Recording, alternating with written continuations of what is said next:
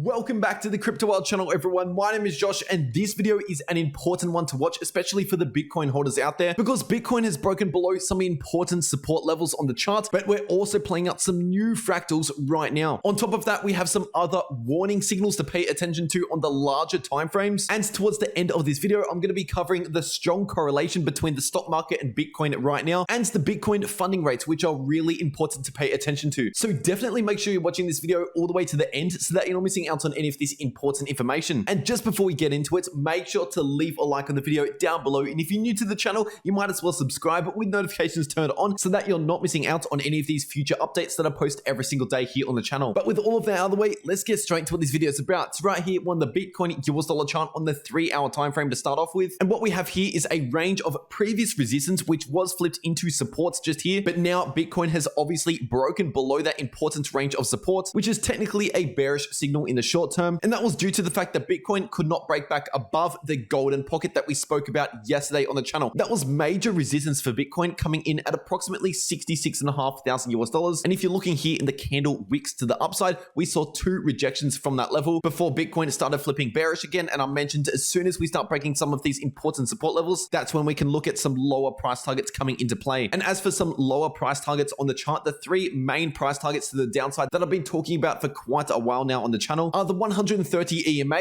the 60K level, and the 58K level. So first of all, this is the 4-hour chart for Bitcoin. And once again, the 130 exponential moving average is coming in at approximately $63,000 US. And so far in this short-term uptrend, that has been providing support for the Bitcoin price multiple times here. But now that we've broken below that important EMA, this is a major signal on the chart right now, telling us that we are potentially in a downtrend right now. But keep in mind, this is still only in the shorter term. I'll get to the larger timeframes later in this video. But this is something that I've been talking about for quite a few days now on the channel. I mentioned for as long as Bitcoin is holding above this level, then this uptrend is still looking really good. It's the moment we finally break that exact level just there, that is when we can target some of these lower price targets. And first of all, we have the $60,000 level of support. And previously that did act as huge support for Bitcoin back here. And we also have the $58,000 level of support, which was acting as major support back here and also resistance back here. And right now, Bitcoin has wicked down towards 58,000 before getting about close to that support level right there. So at least at the time of filming this video, these support levels are playing out very nicely so far. And if Bitcoin can continue to remain above these immediate support levels in the short term, then that opens up the possibility of this fractal potentially playing out. So this is still on the 4-hour chart, but this fractal just here, these green bars,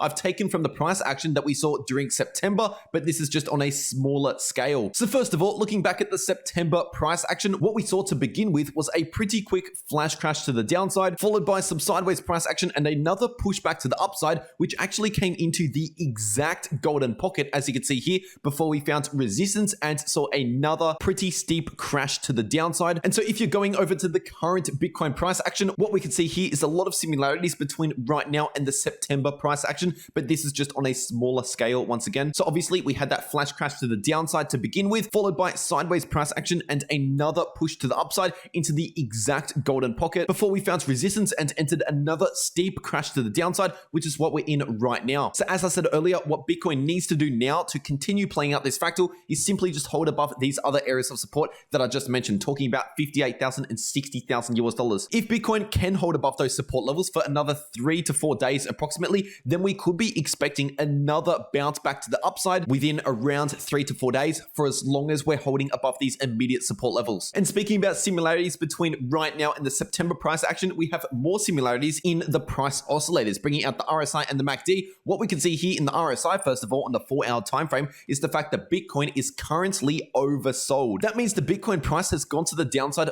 faster than it normally should due to panic sellers and over leveraged long positions getting shaken out. And if you're paying attention to this RSI, just zooming out, this is the first time that Bitcoin has been oversold on the 4-hour RSI ever since the end of September, when we bottomed out after that correction that we saw during the month of September, just before we were preparing for another move to the upside. Now, keep in mind, just because the 4-hour RSI is in oversold territories right now, that doesn't mean this is the bottom. It just means that we could be due for some sort of bounce pretty soon. For example, halfway through this correction during September, after only the first move to the downside, we did enter oversold territories on the 4-hour RSI, showing us that we are due for a bounce sometime soon, because at least this is a bottom, but not necessarily the bottom. Because when you're zooming out to the daily chart for Bitcoin, what we can see here is the fact that we have formed a bear bearish divergence on the daily chart. And this is something that I've been mentioning for the past few days now on the channel. But for the beginners out there, a bearish divergence is basically just a higher high in the price, but lower highs forming in the RSI. So this bearish divergence signals to us that we are losing this bullish momentum on the daily chart, and we could be due for a little bit more of a correction, or at least some sort of cool off here, talking about either a sideways consolidation or a bit more of a correction to the downside. Just either way, a loss of bullish momentum. But as I said, this is nothing new for the subscribers out there, because I've been mentioning this for nearly a week now on the channel. And just taking a look at some other bearish divergences that we have seen on the daily chart. Of course, we saw multiple bearish divergences just before we saw that correction during September. So even though the daily uptrend was still intact this entire time, that doesn't mean that we can't have short-term corrections along the way up. But just zooming out a little bit further on the chart, what we could see here towards the previous all-time high, we saw multiple bearish divergences forming on the daily time frame, showing us that this uptrend was losing momentum and that we will due for some bearish price action coming into play. And so it's no surprise that we're getting a little bit of bearish price action right now, but keep in mind, all of this is only in the short term. Even though this bearish price action might not feel very good, especially if you're new to crypto, you have to remember the bigger trends that we are in, and that all of this bearish price action that we're seeing right now is only temporary. For example, looking in the daily RSI, we can see that there's still some more room to the downside. But with that being said, the RSI on the daily chart is now closer to oversold areas than it is to overbought areas. And what's very interesting is the fact that we're currently at the same sort of levels right now as what we were after we saw that first move to the downside after seeing the bearish divergence during the month of September. So if we were to play out anything similar to what we saw back in September, we could be due for another move to the downside before we start bottoming out and heading back to the upside. But of course, another move to the downside would only come into play if we break below those other short-term support levels that I just mentioned earlier, talking about 58,000 and 60,000 US dollars. And zooming out to the 3-day time frame for Bitcoin right now and taking a look at the parabolic stop and reverse indicator. This indicator is displaying these dots on the chart right now, and as you can see, we are currently getting the first red dot that we have seen since September. So this is a signal to us that Bitcoin is potentially about to enter a bit more of a correction like what we saw during September as an example. Now, one thing to mention is no indicator is perfect. For example, this parabolic stop and reverse indicator had a single red dot on the 3-day time frame back here during November 2020. And what's very interesting about that time period is not only is it the same month, but it's also just after we saw a very bullish move to the upside and then entered sideways price action like what we've seen over the past couple of weeks. And on top of that, when you're looking at this level of resistance, that's at around 20,000 US dollars per Bitcoin, which was the previous all-time high for Bitcoin that we set back in 2017. So this time period just here was Bitcoin getting ready for the all-time high breakout and getting ready for the next major move to the upside once we finally broke above the all-time high. And if you're looking here, the previous all-time high for Bitcoin was coming in at around 65,000 US dollars. And yes, since then, Bitcoin has put in a new all-time high, but we have not seen any major follow through to the upside like what we saw back here, for example. So in 1.5 days from now, the next 3-day candle starts. And between now and then, if Bitcoin can somehow enter a bit more of a recovery, so that on the next 3-day candle, we can get a green dot on this parabolic stop and reverse indicator, that would put us in the same position that we were in back in November 2020, just before we saw a major breakout above the all-time high and the next leg to the upside. But one thing to keep in mind on the 3-day time frame is the fact that we're just about to see a bearish cross on the 3-day MACD. And as you might have already guessed, the last time that we've seen a bearish cross on the 3-day MACD was back when we had that correction during September. So how long could this correction last for? Well, first of all, this is speculation, but just measuring out those two examples that we've taken a look at, this one back here, for example, in November 2020, we were experiencing sideways price action and bearish price action for just over 3 weeks. And looking at the last correction that we saw back in September, that lasted for around 3 weeks as well, before we then started entering a recovery. So measuring out 3 weeks from the all-time high, that would put us towards the beginning of December. So once again, that's just a bit of speculation. Don't take that too seriously, but you could possibly use these past examples just to give you a rough idea on what we could expect for Bitcoin moving forward. And so if this is any indication, we could expect a bit more sideways price action or a bit more bearish price action for the remainder of November, and then we could start a recovery leading into December and the beginning of next year. And whereabouts could we expect a bottom to come into play for this correction? Now, once again, this is just a bit of speculation, but measuring out the Fibonacci retracement tool from this swing low at around 29,000 up to this swing high at around 53,000 US dollars, what we saw back in September was a correction that bottomed out in between the 50% level and the golden pocket. So we didn't actually make it to the golden pocket, but we got pretty close. So now measuring out the Fibonacci retracement tool from this bottom that we saw back in the end of September at around 39,500 US dollars up to the recent all-time high for Bitcoin. Right now, we have run into the 38.2% Fibonacci level, the second most important Fibonacci level, coming in at around 58,000 US dollars. But if we were to play out a similar thing like what we saw back in September, then the golden pocket is coming in at around 51k. But keep in mind, we didn't make it all the way down to the golden pocket last time. We made it right in between the 50% level and the golden pocket before we bottomed out. So right here, that would be coming in at around 53,000 US dollars. And what's interesting about 53k is the fact that that was this previous high back here. So Bitcoin would simply be retesting this previous resistance level and flipping that into support if something like that played out, of course. And the September correction saw exactly that. We saw major resistance back here at roughly around 40,000 US dollars back in June. And that September correction brought us right back down towards around 40,000 before we started bottoming out and flipping that previous resistance level into new support. But keep in mind, those lower levels like 53k